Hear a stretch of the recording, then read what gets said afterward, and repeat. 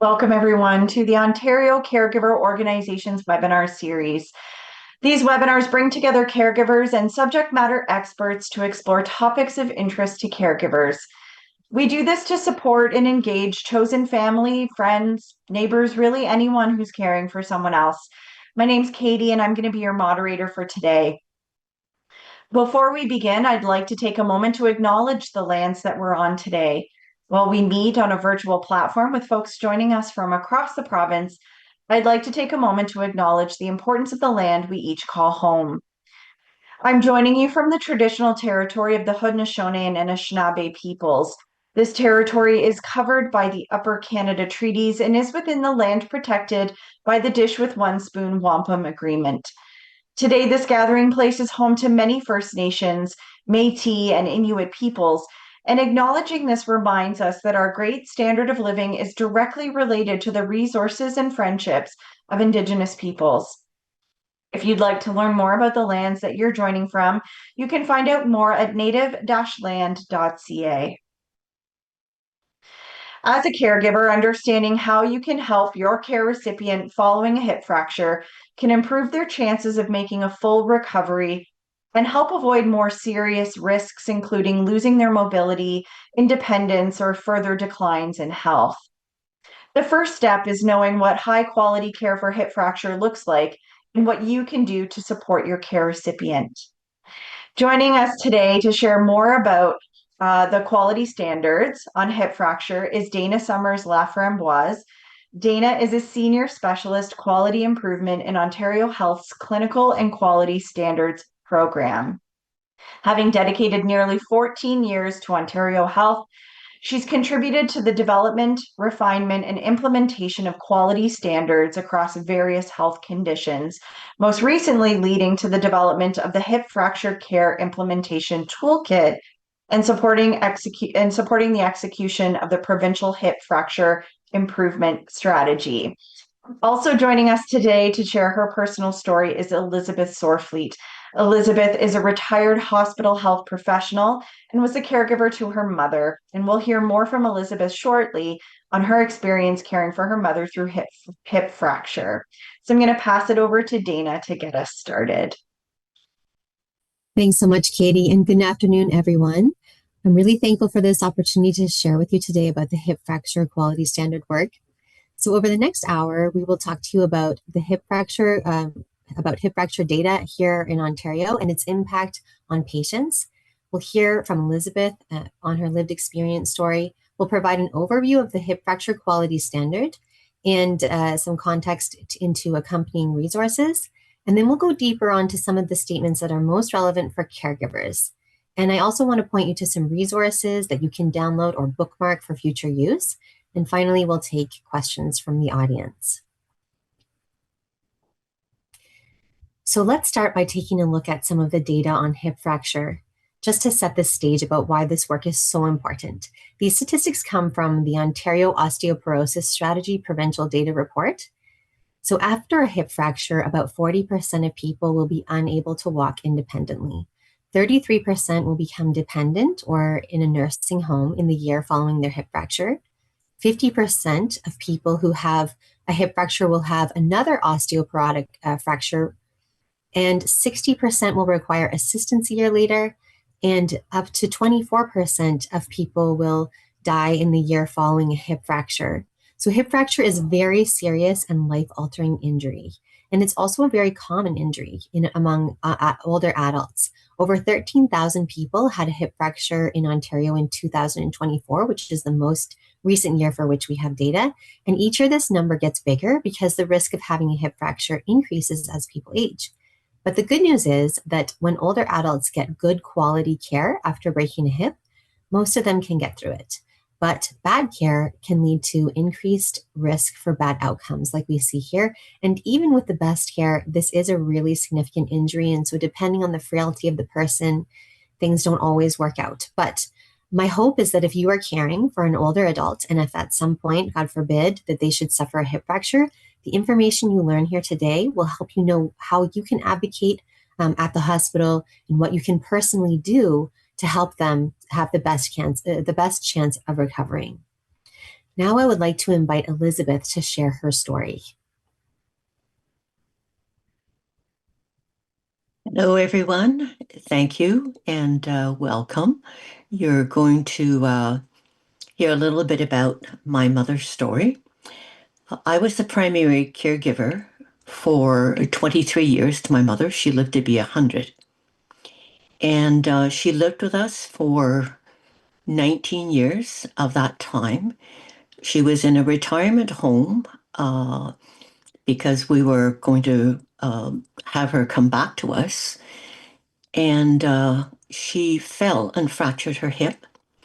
So I accompanied her to the hospital where the surgeon came to see me and said, I know she's 97, but if it was my mother, I would want her to have the surgery. And I said, of course she's going to have the surgery. She's not going to stay in bed for the rest of her life. Now, my mom was triaged and received excellent care. She was assessed and quickly admitted through emergency, triaged in emergency very quickly and admitted into a bed waiting for surgery. She had the surgery as soon as I gave the consent because I was her power of attorney for care and for finance. I was also the executor of her will. So she had the surgery, which went well. The geriatric assessment team came to see her to define whether she was eligible for their walking program. Unfortunately, my mother was scared to be upright, fearing the fall, and she developed and demonstrated what is called a starfish reaction, which is all four extremities are extended like a starfish. So, based on that, the geriatric team said that she was not a candidate. And I feel strongly that this was a ethnocultural factor. I had confidence in my mother, but it didn't matter to me or my husband, who was the secondary caregiver to my mom. It didn't matter to us whether she was ambulatory or not. You know, we were hoping that she would come back to live with us again. So from the surgery bed at the hospital, she was admitted into the first nursing home where they took excellent care of her. They had a physiotherapist come in and they had a full-time walking aide. So she was ambulatory with a walker and doing well there. And they took such great care of her. I can't, say how much the quality of care was both in the hospital, very caring, extremely supportive. I found out that one of the orderlies was coming in to feed my mother at lunchtime when I wasn't there. And every time my mom went into hospital, I stayed in the hospital with her overnight. And so we unfortunately made a decision to relocate her to another retirement home because it had a ward that was designated for ethnocultural Chinese residents only. Things did not go well there. She did not receive the expertise. Although they had a physiotherapist there, there was no walking aid. So mom didn't get that at all. And she declined there. I believe she experienced what is called relocation shock. There was an impact on her memory because she could not remember some people. So mom passed away after she was 100 years old. And in brief, that's her story. We miss her. In fact, we had bought a second home for her where she could have come home and been on the same floor. I had a bedroom there, and I was going to hire a personal support worker for during the day to give my husband a break. And I said to my husband, we can cover the other 16 hours between the two of us. So my caregiving journey was I went to see my mom every day. Initially, I had breakfast with her, and then after work, I had dinner with her, and then I went home every day. When she went to the second retirement residence, I continued to do that. And then I said to my husband, it was not sustainable. I was getting exhausted. And my husband was very supportive, said, well, why don't you cover off several days and I'll take 2 days? So mom had visitors 6 days a week, and we brought her home with us on Sundays. So, in brief, that's my mom's story and my story. She's been gone, and we miss her. Thank you very much. Thank you so much, Elizabeth, for sharing your story. And it's really inspiring, the devotion that you showed to her. And it's also inspiring to hear that she received excellent care at the hospital. We always include caregiver stories as part of our presentations with Ontario Caregiver Organization. And unfortunately, the fact is many times the stories that people have to share are stories where the care recipient did not receive great care. But it sounds like many of the things that your mother experienced really demonstrate exactly the points that I'm hoping to share in today's presentation. And so I'll return to some of these details as we go through the quality statements. Okay, so let's talk about hip fracture. Okay, we can just move to the next slide. So anyone who's unfamiliar with Ontario Health's quality standards, these are one of Ontario Health's programs that aims to improve the healthcare here in Ontario by informing healthcare providers and organizations as to what high quality care looks like for a given health condition, for example, diabetes, schizophrenia, hypertension, or for a healthcare process like medication safety or transitions between hospital and home. And so each quality standard consists of 5 to 15 statements that describe opportunities to improve care for that condition or process. And these quality statements are grounded in the best available scientific evidence, and we develop them with the help from an advisory committee that includes experts in that topic, as well as patients and caregivers with lived experience. And the goal of each quality standard is to set literally a standard for the type of care that people receive in Ontario, so that they should receive the same care no matter where they are, Thunder Bay or downtown Toronto, and no matter who provides that care. So the hip fracture quality standard scope on the next slide focuses on adults aged 50 and older who are having surgery for a fragility hip fracture. It addresses their care from when they arrive at the emergency department until 3 months after the surgery. And so when we talk about fragility fractures, we mean a bone break that takes place from a low energy trauma. So for example, falling from standing height as opposed to falling off of a ladder, or a high energy trauma would be, a hip fracture that results from a car accident. So the quality standard doesn't cover that. And it includes 15 quality statements. And so that's right. Okay, the quality standard is also accompanied by a suite of resources.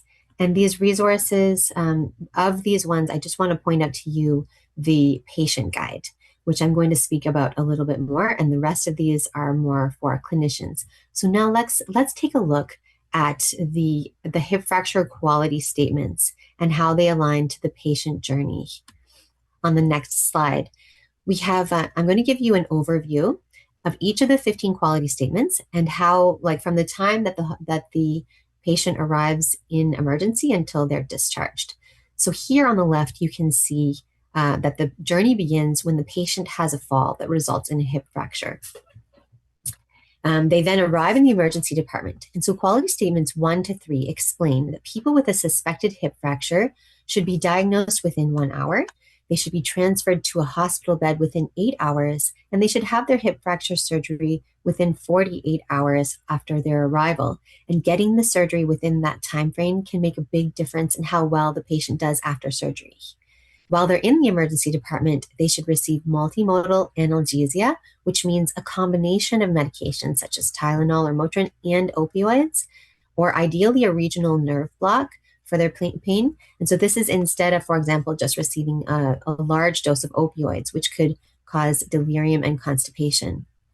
Then the patient goes into surgery, and the quality standard explains what type of surgery is best according to the research, depending on what kind of break they had. So I did note that in the chat, someone mentioned that, and the chat's not open for me anymore, but they asked whether or not a break high on the leg also counted as a hip fracture. And that is one of the types of breaks and repairs that is mentioned in the quality standard here. But anyway, we won't get into much detail about that because I want to focus on the statements that are relevant for patients and caregivers. And so after the surgery, the patient should not be automatically given a blood transfusion unless they actually need it. And 24 hours after surgery, patients should be able to put as much weight as they can tolerate on that the side of the break. And they should also be helped to stand and move. And another really important step is screening for and managing delirium, because delirium is very common for hip fracture patients. Then in the post-operative management, the patients should receive care that takes into account the special needs of older adults. And then finally, under the follow-up care section, we have information for patients and families and care partners. And although this appears as statement 12 in the quality standard, this is relevant throughout the entire care pathway. Patients should also be offered rehabilitation after they leave hospital to help them regain the strength and mobility that they've probably lost. And they should receive osteoporosis treatment to prevent them from having another fracture. And finally, they need follow-up care, ideally an appointment with their primary care provider 2 weeks after they leave hospital, and with their orthopedic surgeon 12 weeks later. Now, if you're attending this webinar today because your care recipient already broke a hip, you may be listening to this and thinking to yourself, but that is not the care that my care recipient got. They were in emergency department for 2 days, and maybe they waited 4 days before they actually got a surgery. And so I just want to remind everyone, again, the purpose of the quality standard is to address those gaps of care. We know that there are those gaps in Ontario, especially right now with our health system being so burdened. And so the purpose of this quality standard is to help to address those gaps. Okay, so now, in recognition of just how important it is to improve hip fracture care, Ontario Health, formerly Health Quality Ontario, first released the hip fracture quality standard in 2017. It was one of our earliest quality standards.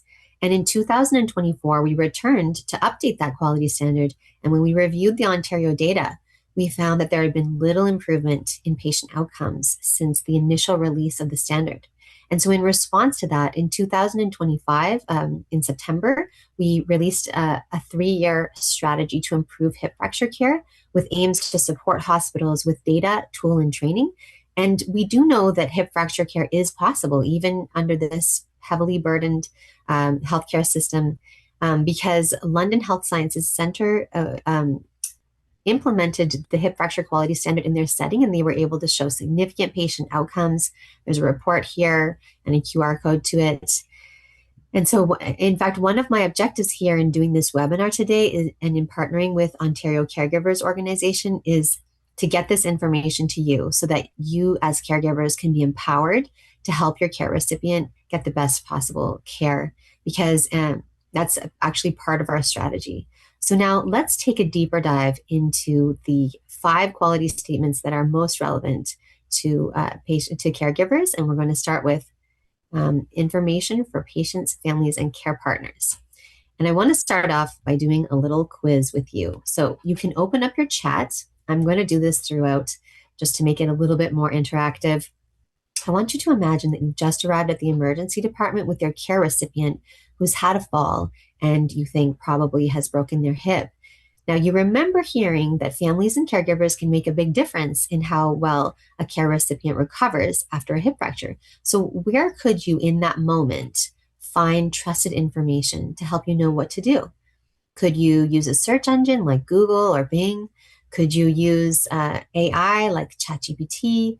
Could you ask hospital staff to provide you with a patient booklet on hip fracture? Or could you open the Ontario Health Hip Fracture Quality Standard Patient Guide? One of these is a bit of a giveaway, but you can I just love to see in the chat if I can figure out how to open it again.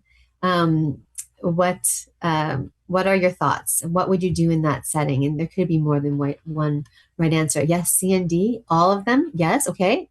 Okay. There's some different, seeing some different answers here. And so I actually tested this out to see what would Google point me towards. And I didn't find that it really pointed me to great resources, at least nothing that was super patient friendly. Even the Mayo Clinic, I didn't find it all that patient friendly. ChatGPT did a surprisingly great job of showing me patient resources that were from good quality sources. And most hospitals should have a patient handbook about hip fracture that you should be able to ask for. And of course, you can always go to the Ontario Health Hip Fracture Quality Standard Patient Guide. So keep those in mind, after today's webinar and going forward. Okay, so let's move on. Let's see what the quality standard has to say about care partners and information. So statement 12 reads, information for patients, families, and care partners. People with hip fracture and their families and care partners are given information on patient care that is tailored to meet their needs and delivered at appropriate times in the care continuum. So what this means for you as a care partner or caregiver, we are using those two terms kind of interchangeably, is that throughout your care recipient's journey, you should be given information about their care. And that information should be offered to you verbally and also written down or in a video, because it's hard to remember everything, especially when you're feeling stressed out. And so some hospitals are able to have information both in a written form, like a patient handbook, and some have even gone to the extent of creating videos. In some bigger cities, these might even be available in other languages, but that's not an option at every hospital. And so in the event that your care recipient's hospital doesn't share patient information with you, I want to point you to two excellent resources right now that you can save after this and then refer back to if you ever need to.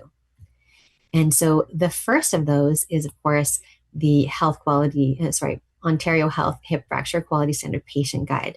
And you can see the QR code here, and Katie has also just popped the link in the chat for you. The patient guide is designed to give patients, families, and caregivers information about what kind of care they should receive for hip fracture so that you can ask informed questions from your care recipient's healthcare team.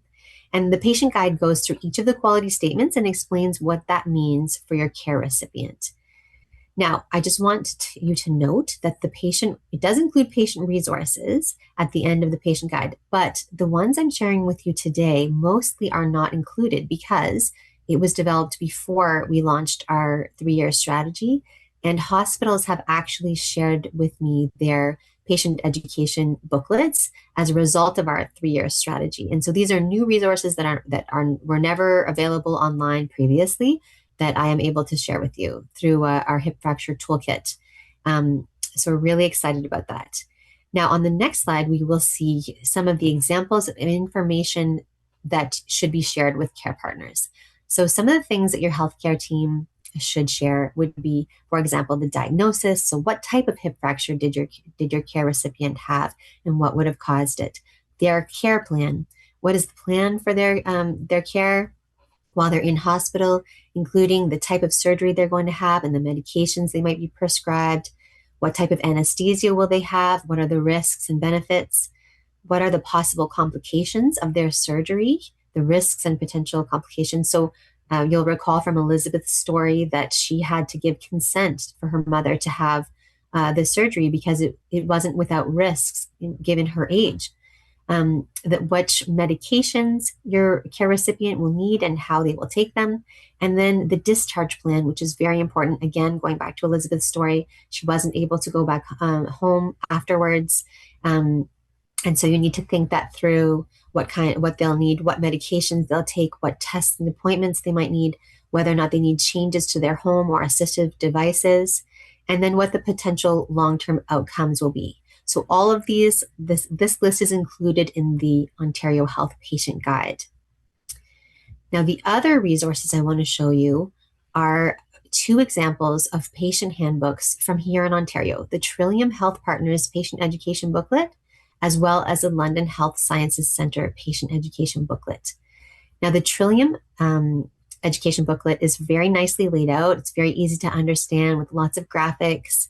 And then the London Health Science Center is a little bit less graphics oriented, but very comprehensive in its details.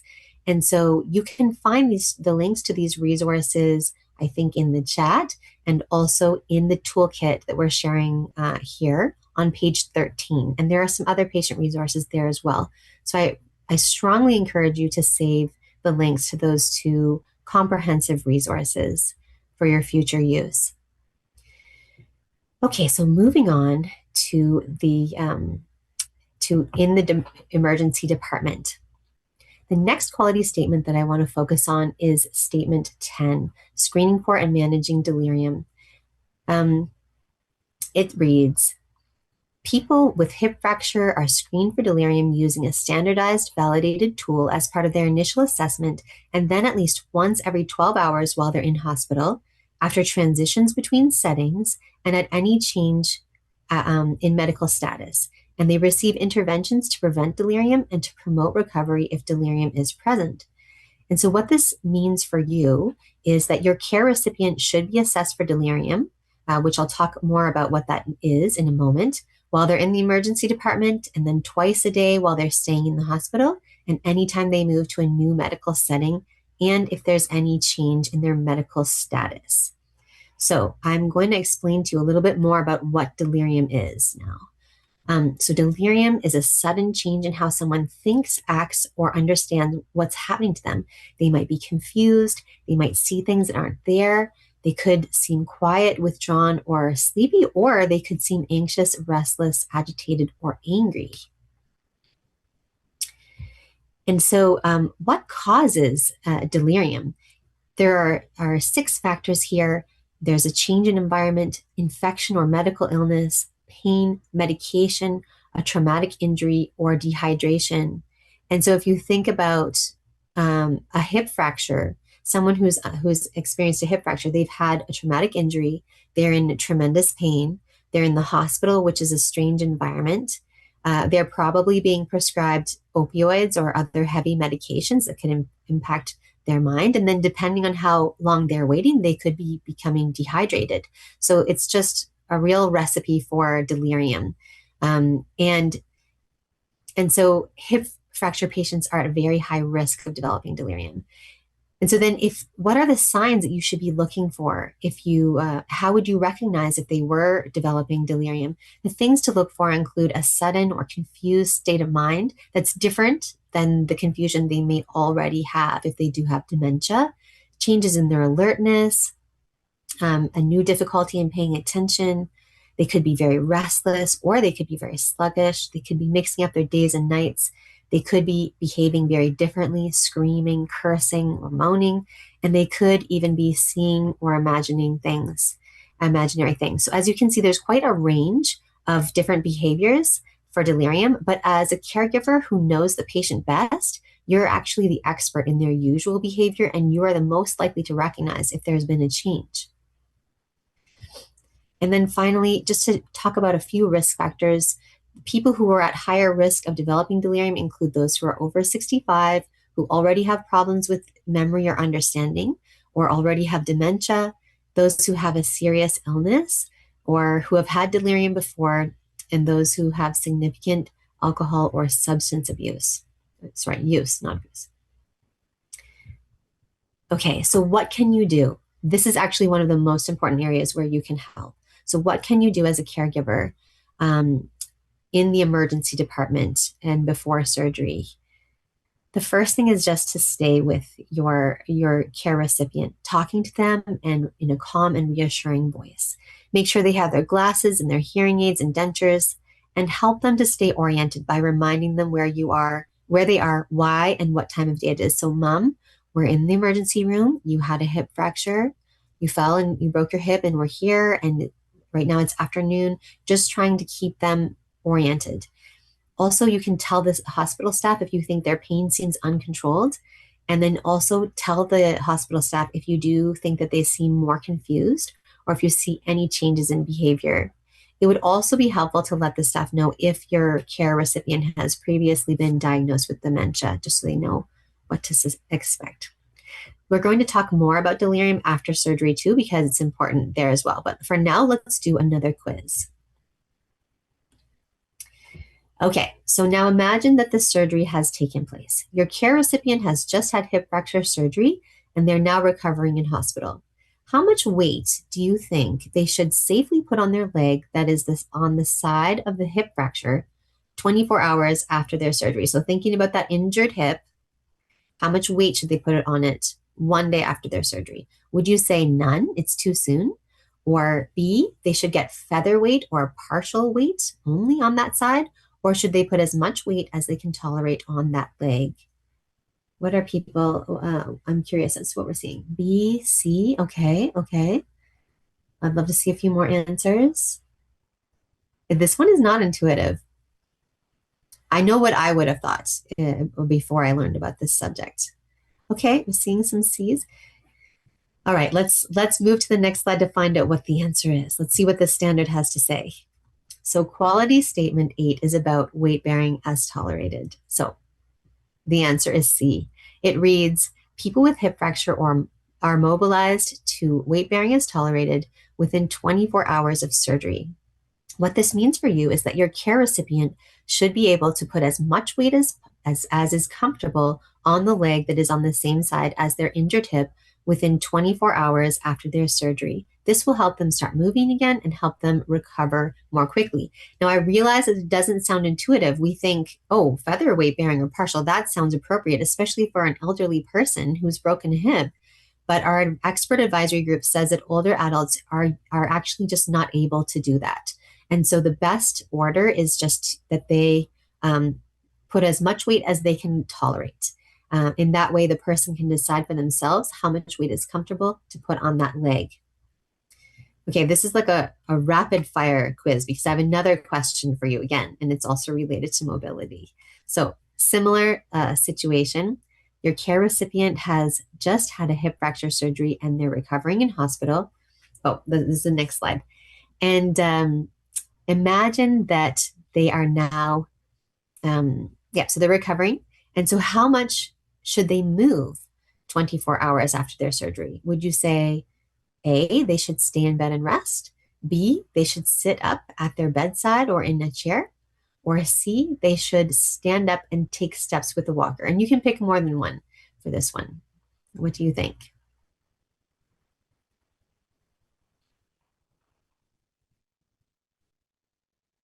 I'm seeing some B's and some C's. Those are both correct.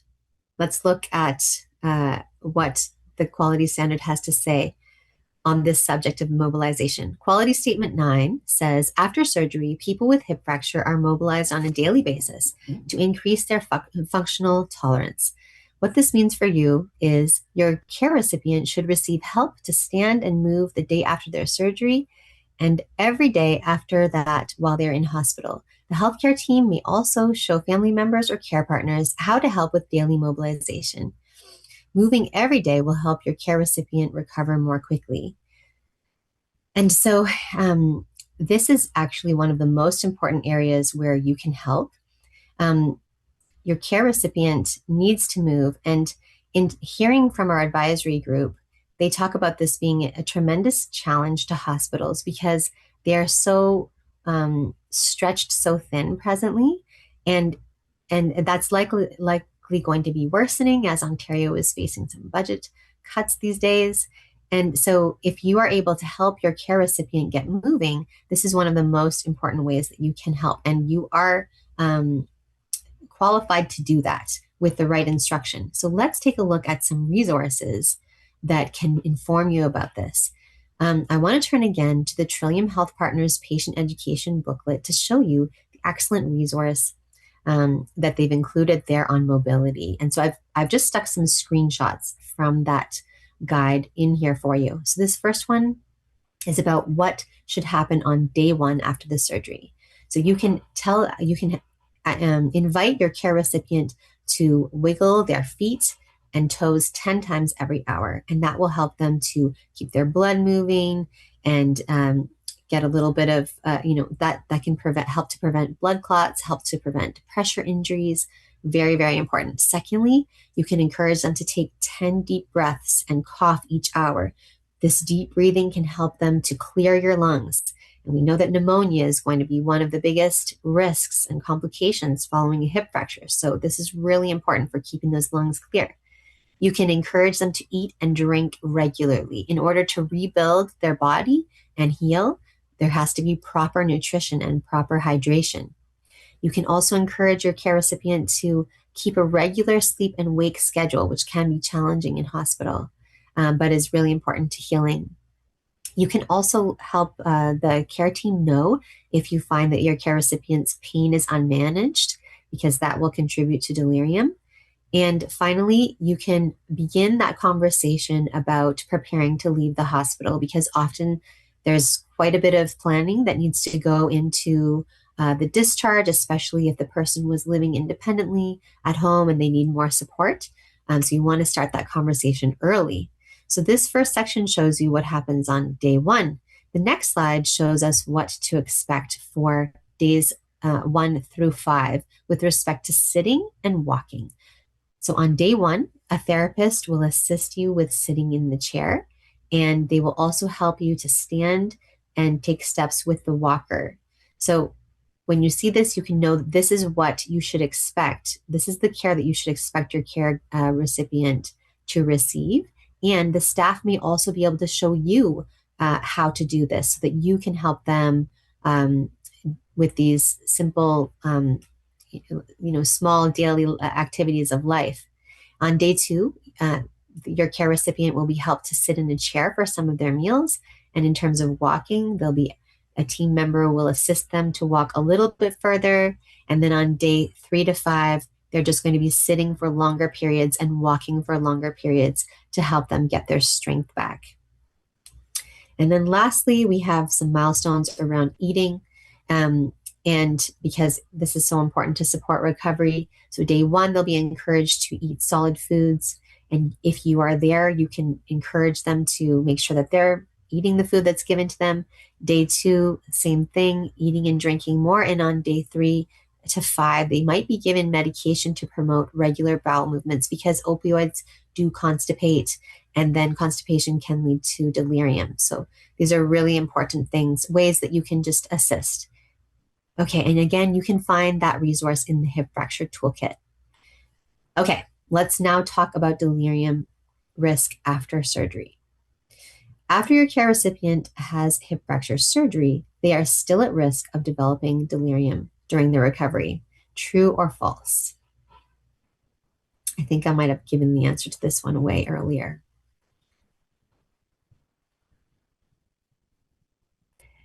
Okay, yes, it is true. It is true. So let's talk about delirium after surgery. Delirium is very common in older people in the hospital setting. It affects 11 to 51% of those who are in post-surgical care. It's associated with longer hospital stays, loss of independence, and increased risk of death. And delirium is a medical emergency. So just because it happens frequently doesn't mean that it is not an incredibly important thing to address. So let's learn about some of the ways that you, as a caregiver, can help your care recipient if they are developing delirium. So earlier we talked about what you can do in the emergency department. And so now what can you do while they're recovering? This is from the London Health Sciences Centre's patient education booklet. So I'm just going to take us through what they suggest. Having family at the bedside helps to support and make your loved one feel safe. Family can continue to encourage familiar routines and activities by visiting often, especially during mealtimes, to encourage the care recipient to eat. And Elizabeth shared as part of her story that she was going and visiting at mealtimes, and the hospital staff also was eating with her mother to encourage that nutrition, which is so integral to recovery. Make sure that you bring in the glasses or hearing aids. You can also bring in familiar foods and snacks to encourage the person to eat. You should bring in their favorite music, or like the radio or reading materials, books, magazines, newspapers, or crossword puzzles, and other games, anything to keep their mind active. You can also bring in familiar objects from home, such as pictures, photos of friends, and keep them at the bedside. And you can encourage other people to visit them as well, and have a list of telephone numbers for the family and friends of family and friends by the phone. Make sure that you speak slowly and clearly, like using simple sentences, keeping in mind that they may be a little bit confused. And you can talk about familiar topics, things that interest them, like hobbies, sports, gardening, or loved ones. And you can also leave a list of things that your loved one likes to talk about, like family members. And then the healthcare team can draw from that when they're trying to engage your care recipient when you aren't present. And just remember that you as a family member are often the first to notice if something has changed in your care recipient's behavior. And so if you see changes, do be sure to let the care team know so that they can investigate what the cause might be and hopefully treat it. Okay, so then I want to show you just one more delirium-related resource. This is a poster by the Regional Geriatric Program of Toronto. It explains 6 strategies to prevent delirium that address the person's physical and mental health. And so these are all things that we've already covered that pertain to their physical health and their mental well-being, such as eating, staying hydrated, seeing and hearing, sleeping well, stimulating the mind, and moving. And the reason I include this resource is because, as Elizabeth mentioned, she felt that her mother, that there may have been an ethnocultural factor that impacted her mother's care. And certainly for many newcomers to Canada who are older, they may not speak English. They might not have the strong command of the English language. So we do have this resource available in many other languages. And so I wanted to include that for you in case that's something relevant for you. Okay. I think this is the last quiz. Scenario 5. Your care recipient is now ready to go home after hip fracture surgery. How big is their risk of breaking another bone in the future? Would you say 10%, 25%, or 50%?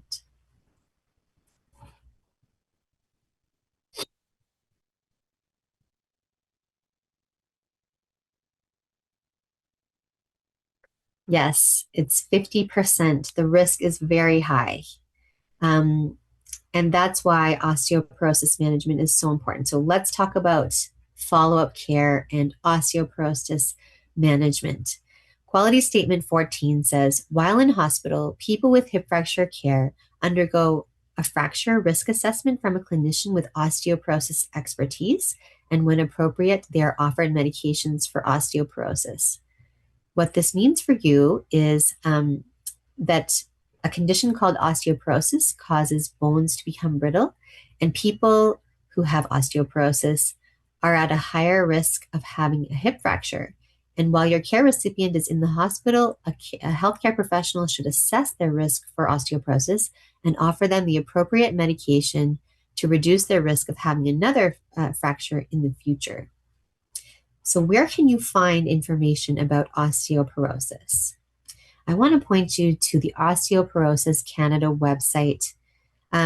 This is a wonderful resource for patients. And this is what you're seeing here is a screenshot of their homepage. And it's very comprehensive. You can find information about the disease of osteoporosis, treatment, nutrition, I believe recipes.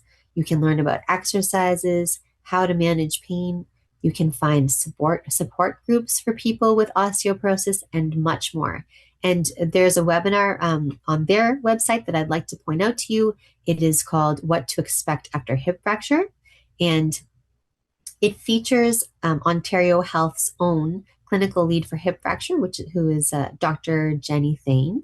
And she talks about what type of care you should receive after a hip fracture. And I encourage you to watch that if you have time to learn more about, in particular, osteoporosis management following the hip fracture. And lastly, I just want to talk to you about treatments. So one of the things you can find on that website is related to the different drugs and medications that are available. And so you can one of the statistics from this website says that fewer than 20% of fracture patients in Canada currently undergo diagnosis or adequate treatment for osteoporosis. So that means they're not getting the care that they need to prevent future bone breaks.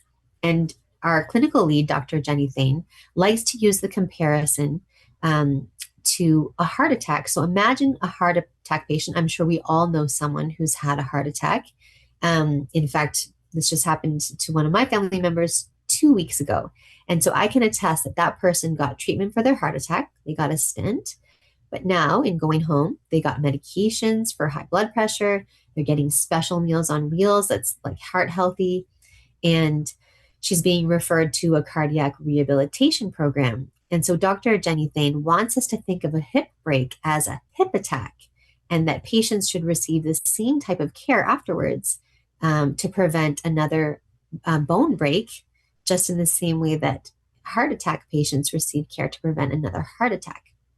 And so be sure to ask your care recipient's healthcare team about treatment for osteoporosis and learn more about the osteoporosis treatments and different options that are available so you can equip yourself with information on how to lower the risk for another break.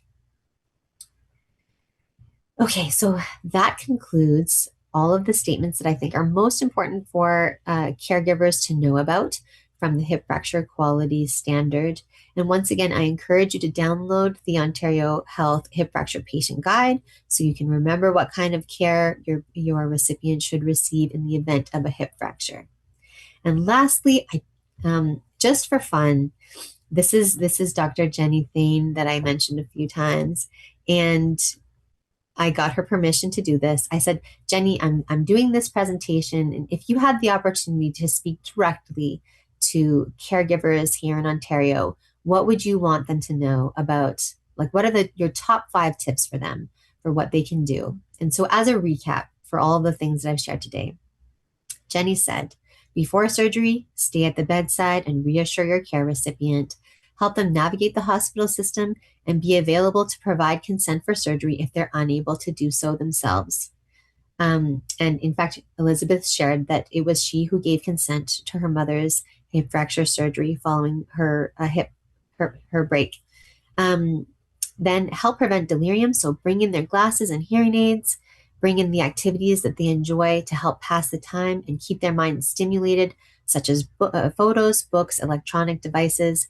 Encourage good nutrition and hydration. And if they appear to be in pain or discomfort, let their nurses know.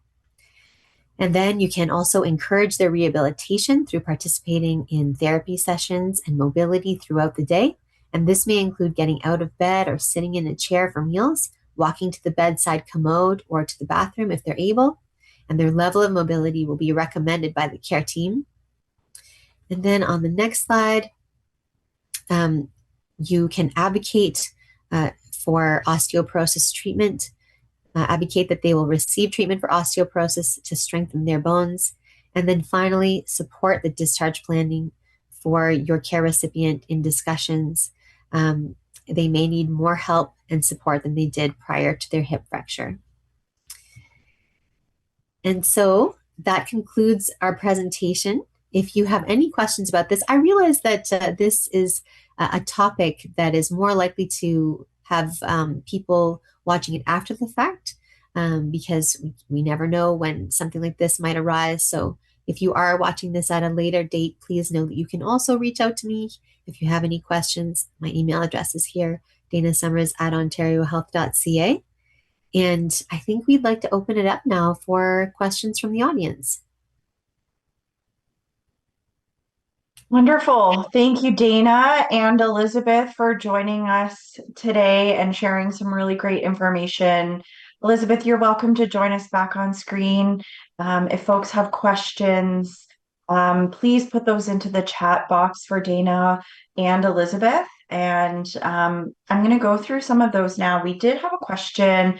You sort of touched on it earlier, where someone shared that they had a partner who had a femur fracture. And the hospital sort of loosely defined it as a hip fracture. Is that something that's a common occurrence where perhaps there's like a primary diagnosis or something that the doctors or physicians are are speaking to, but it is really tied into hip fracture. Is that something that happens? Yes, and so I'm trying to find the actual quality statements. In fact, I think I have it here because I had not included a lot of detail on the statements that are related to the actual surgery because I didn't know that that would be of interest to this audience. But there is, and I'm not actually a clinician, so I don't know what each one of these means, but there are three different types of, oops, I have an echo there. There are three different types of surgeries, and it really depends on whether it was the top of the femur that broke or whether it was the hip bone itself that broke. So if you turn to the quality standard, and I'm not sure if we sent you the link for it or not. If not, I'll find it and I'll pop it in the chat. You would look at statements 4, 5, and 6. Those are the statements that describe the different types of breaks and then also the different types of repairs. And in the longer document, it will explain what those different breaks are, like where they are in the body specifically. And then you can compare that to what type of repair your loved one had, assuming you have the discharge report. Great. We just popped the standard in the chat, thanks to my That's great. colleague behind the scenes. So it's great to know Brilliant. that sometimes these things can be sort of not diagnosed certainly, but just like specifically referenced, where their hip fracture is a part of the diagnosis, but maybe it's not the first thing that's mentioned to a family or the individual who's dealing with it. Mm-hmm. Okay, let me just see what our Katie, are you asking me questions or am I just looking through the chat to find them? No, I'm going to ask you the questions. Yeah. So we also had a question about delirium. And so, again, folks, we're not medical professionals here. We're not here speaking on behalf of physicians, surgeons, and all of these things. But delirium is something that you reference throughout your presentation. Mhm. I also believe there is a quality standard about delirium, if memory serves, Dana. The question was really about what causes delirium. And again, we're not doctors. We're not able to sort of get into the nuance there. But if I didn't know, Dana, if you had any experience through your quality standard work to be able to share with the group really briefly a Mhm. couple of things that might cause delirium for folks post-operatively. Yes, I can answer a little bit, but I just want to acknowledge that I'm parroting what I heard the experts say, because I'm not a clinician, I'm a quality improvement specialist. But from what I've learned being on that committee, some of the factors are, or like a common cause would be if following the surgery, the patient is left with an indwelling catheter. So the catheter can lead to a urinary tract infection, and then any infection that's in the body can cause delirium. So if we think back to that slide where we saw the 6 factors, one of them was illness or infection in the body. And so so we always want to see that catheter come out immediately after the surgery, like for almost all patients, it should come out. And then secondly, surprisingly, constipation is a common cause of delirium. Yeah, so those are the two that you can kind of see, two things that we're trying to address in suggesting mobility because we want people to get up and go to the bathroom. If they're going to the bathroom, then clearly they don't have an indwelling catheter. And if they're receiving, fewer opioids, so let's say they're getting Tylenol and a little bit of opioids instead of just a lot of opioids, because the opioids cause constipation, and then they should also be receiving laxatives to help soften the bowel movements to prevent constipation. So those are two factors that I've heard about. Yes, Elizabeth. Elizabeth? Yep. Yes, I just wanted to add a caveat about differentiating between delirium, which is a clinical diagnosis, and confusion from environmental factors. So, especially since I'm a gerontologist, uh, what can contribute to what seems to be delirium or Alzheimer's could be hearing loss, which can be assisted by using multisyllabic words. because women in particular, and there are more of us who are a certain age, have higher frequency hearing loss. So if we're using a single syllabic word like knee, okay, uh, women lose the higher frequency consonant at the beginning of the word. So they don't hear the knee starting with a K. And they can then think, okay, what I'm hearing is this. So they respond to what they think they're hearing.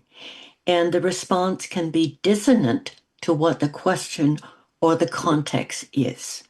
So I always say to people, both health professionals and caregivers, try to stay away from using monosyllabic words starting with a consonant.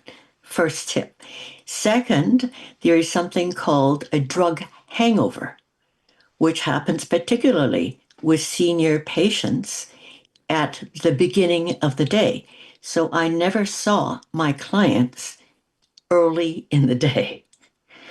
I had to schedule the appointments after the drug hangover effect had evaporated.